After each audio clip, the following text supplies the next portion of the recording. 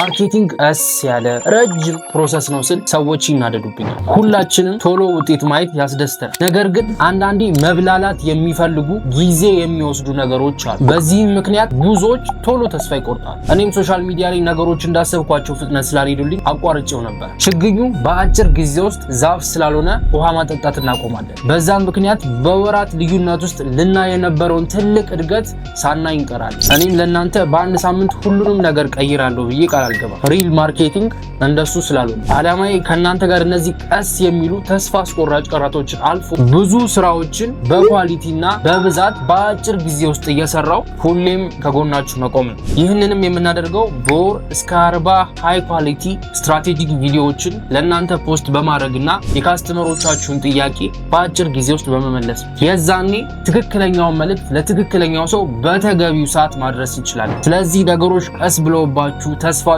ትዕግስታችሁንም እያጣችሁ ከሆነ እኔ ከጎናችኋለሁ። ትንሽ ጊዜ ወስደን ማርኬቲንጉን አብረን እንስራ።